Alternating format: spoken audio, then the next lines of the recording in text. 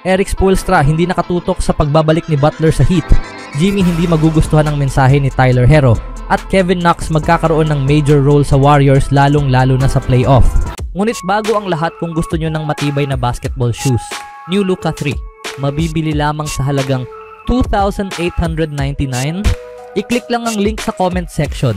Ang Golden State Warriors ay maglalakbay patungo sa Kaseya Center sa Florida upang harapin ang Miami Heat sa araw ng Miyerkules, sa isang laban na magsisilbing pagbabalik ni Jimmy Butler sa lungsod ng Miami matapos siyang matrade mas maaga sa season na ito. Habang mayroon pa ring mga tagahanga si Butler sa crowd, marami rin siyang sama ng loob sa organisasyon matapos ang kanyang magulong pag-alis.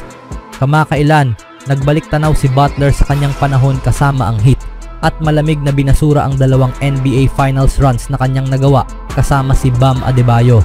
Ayos lang kami, wala naman kaming napanalo na dapat ay nagawa namin. Kaya hindi ko alam, may ilang magagandang takbo kami, nag-enjoy kami. Sa tingin ko, iyon lang ang nagawa namin.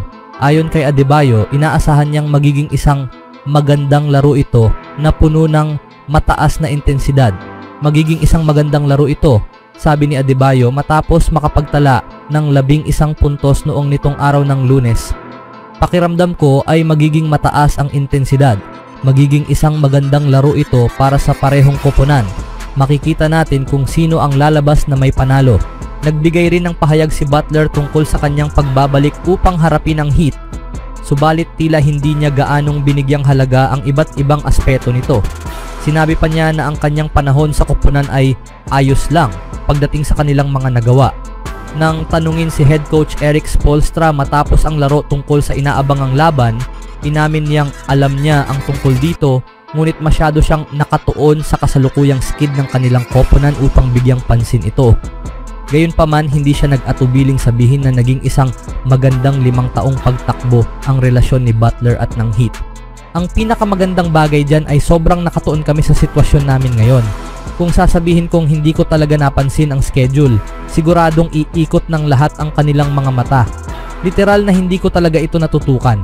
Sinusubukan lang naming makakuha ng panalo. Alam ko naman ito, pero kapag nasa ganitong sitwasyon ka, mas mahalaga ang kasalukuyang sandali. Ginagawa mo lang ang lahat ng makakaya mo para makuha ang isang panalo.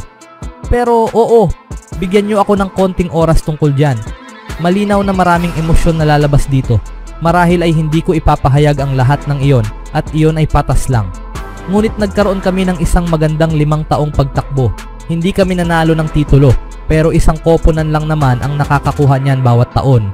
Alam mo, nagkaroon kami ng magagandang sandali dito at sa paglipas ng panahon, iyon ang maaalala mo. Hindi na mahalaga kung ano ang nararamdaman ng lahat ngayon. Simula nang umalis si Butler, si Adebayo ay nag-a-average ng 20 puntos at 9 na rebounds, habang si Butler naman ay may 18 puntos, 6 na rebounds at 7 assists sa Warriors. Kahit na nagawa ng Heat na makuha ang pinakamahusay na resulta kahit hindi masaya si Butler noon sa roster, hindi na sila naging kompetitibo mula nang mawala ang kanilang star kapalit ng ibang assets. Para naman kay Tyler Herro, hindi dapat iretiro ang jersey ni Jimmy Butler. Dahil sa pagbabaliwala ni Butler sa 2 finals na naabot niya kasama ang Heat, tila naging kultura na ito sa organisasyon. Madaling makalimutan kung paano sinabi noon ng mga tagahanga ng Heat na mas magaling siya kaysa sa prime na LeBron James noong 2020 at 2023 finals runs. Ngunit mula noon, ang kanyang estado ay bumagsak patungo sa hindi na siya itinuturing na karapat-dapat para sa isang jersey retirement. Ang dating kasamahan at protege ni Butler na si Tyler Herro ay tila kinumpirma ito sa kanyang paliwanag kung bakit hindi dapat iretiro ang jersey ni Butler. Si Jimmy ay tiyak na isang legend ng Heat, pero sa tingin ko, sa kung paano nangyari ang lahat nitong nakaraang ilang buwan, palagay ko maaaring isuot muli ang number 22 jersey. Walang saysay na iretiro ang jersey ng isang manlalarong 5 taon lang naglaro sa team, kahit pa nadala niya ang prangkisa sa 2 finals appearances. Kung nagawa niya ito sa Minnesota Timberwolves, maaaring matagal na itong naretiro. Gayunpaman, bagamat batang prangkisa pa rin ang Heat tulad ng Minnesota, mayroon na silang 3 kampeonato at ilan sa pinakamalalaking modernong bituin sa laro. Maaaring nakuha ni Butler ang karangalang iyon kung siya ay tahimik na nagretiro bilang isang Heat player, lalo na't malaki ang naging papel niya sa fanbase. Ngunit hindi siya pumayag na manatili kung hindi niya nakukuha ang tingin niyang nararapat sa kanya.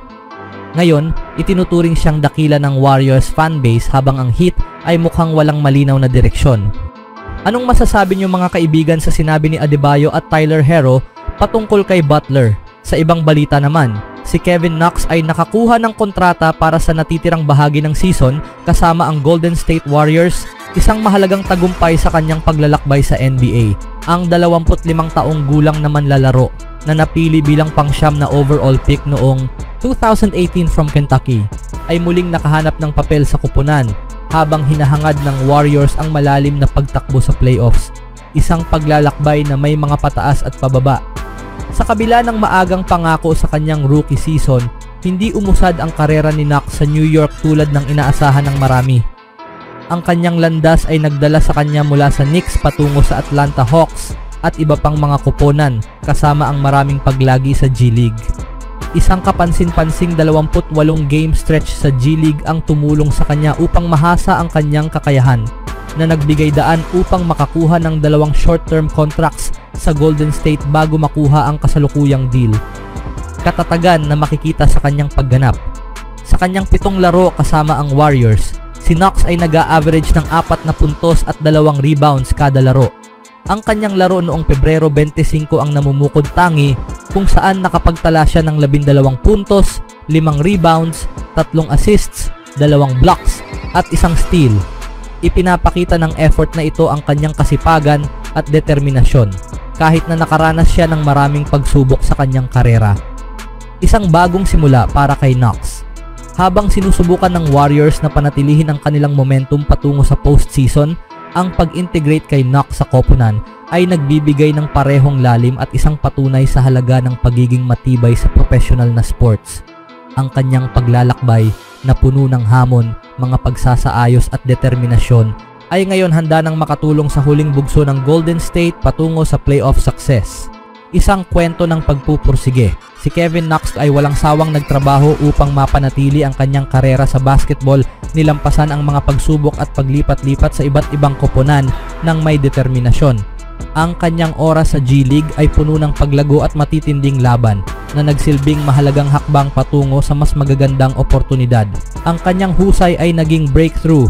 Ang isang standout season kasama ang Santa Cruz Warriors ang nagbukas ng bagong kabanata sa kanyang karera. Ang kanyang kahangahangang laro at patuloy na pagbuti ang nagbigay sa kanya ng 10 araw na kontrata sa main team. Isang hakbang na kalaunan ay humantong sa isang full season deal kasama ang Golden State. Ang tagumpay na ito ay nagpapakita ng gantimpala ng kasipagan at determinasyon sa kabila ng mga pagsubok. Ano ang hinaharap at kahulugan sa kontrata ni Knox? Ang bagong kontrata kasama ang Golden State ay nagbubukas ng isang promising na kabanata para kay Kevin Knox II habang siya ay pumapasok sa mas malaking papel sa koponan. Ang kanyang kwento ay isang patunay na ang tiyaga at mahusay na pagganap ay maaaring magbigay ng panibagong sigla sa isang karera ng atleta. Ang kanyang presensya ay inaasahang magbibigay ng mas dynamic na elemento sa roster habang patuloy siyang nag-e-evolve sa loob at labas ng court. Siya ay may mahalagang papel sa playoffs. Ipinahayag ni head coach Steve Kerr ang kanyang paghanga sa dedikasyon ni Knox sa pagpapabuti ng kanyang laro. Binibigyang diin na ang kanyang oras sa G League ay patunay ng kanyang pagsisikap at matatag na work ethic. Ang patuloy niyang presensya bilang isang maaasahang depth player ay maaaring makatulong sa Warriors sa kanilang laban para sa isang matatag na playoff spot, lalo na sa gitna ng mahigpit na kompetisyon sa Western Conference. Anong masasabi niyo mga kaibigan sa nakikita ni Kerr at sa magiging role ni Knox sa team, lalong-lalo na sa playoff? Anong masasabi niyo mga kaibigan sa nakikita ni Kerr kay Knox?